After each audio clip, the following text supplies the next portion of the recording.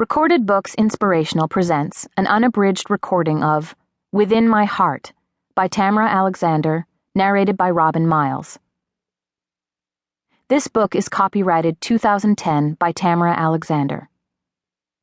This recording is copyrighted 2010 by Recorded Books, producer and publisher of Recorded Books Inspirational, an imprint dedicated to stories of faith and the human spirit. The author opens with this quote from Proverbs, chapter 4, verse 23. "Keep thy heart with all diligence, for out of it are the issues of life." And now, Within My Heart.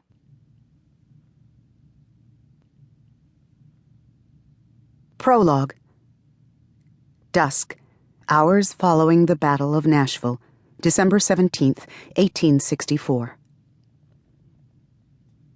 Half hidden beneath the bare-limbed canopy of a dogwood tree, the gravedigger kept a reverent distance, patiently waiting for the last whispered prayers to be uttered and for the final mourner to take her leave. Only then did he step into the fading light, a worn spool of string clutched tight in his gnarled hand. Not much time left. It would soon be dark. And the last grave still needed tending before the pewter skies let loose their winter white. The distant squeak of wagon wheels and the clomp of horses' hooves faded into the night, leaving only the faint chirrup of crickets to companion the silence. Jessup Colum lifted the lid of the oblong pine box, and with painstaking care, his arthritic fingers numb from the cold and marred with time and age, he tied a trailing length of string around the soldier's right wrist. Mindful not to tie the string over tight, he looped the other end through a tiny bell. He stared for a moment at the soldier's face, the fallen Confederate a mere boy judging from his features. Then he glanced around at the freshly covered graves. Deep in his bones, he knew what he was doing was right, even if a bit out of the ordinary. There was no malice in his actions, and no sin, most certainly.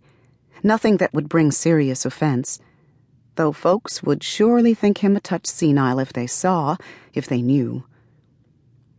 So many ways for a man to die, yet only one was needed for the earth to cradle a body back from whence all life had come. Jessup turned that thought over in his mind as he'd done countless times before, not indifferent to the shadows stealing across the graveyard as the December sun hastened its retreat. Nightfall brought bitter cold, but not a breath of wind stirred, and each snowflake lofted downward from heaven, unhindered in its journey. He worked hurriedly to cover the last grave, mindful of the trailing string. After the last shovel of dirt, he straightened, slowly his crooked spine bearing the brunt of 42 years of tending this hallowed ground, and of the last few hours of burying the bloodied remnants the Federal Army had abandoned following their assault. If the once valiant Tennessee Army had been crippled in the battle at Franklin 2 weeks ago, then the past 2 days of fighting had delivered a mortal wound. Jessup lit a torch and stared over row after row of mounded earth, the light casting a burnished glow around him. Too many and too young were those who lay here, going before their time, before their lives had been lived out. He thought again of the young woman earlier who'd been last to take her leave. Dark-haired, with skin pale and smooth as cream, she'd knelt for the longest time at the grave on the far end, one he'd taken care in covering not 2 hours earlier, as he'd done the one at his feet just now. She'd huddled close by that grave, weeping, arms drawn around herself, looking as if she'd wanted to lay herself down and mark an end to her own life, what little she had left after losing the man buried there, a decorated lieutenant from the Tennessee Regiment and my only brother, she'd whispered through tears. The wound on the lieutenant's neck had told Jessup how the man had died, and the sutures and blood-stained bandages told him how hard some doctor had fought to save him.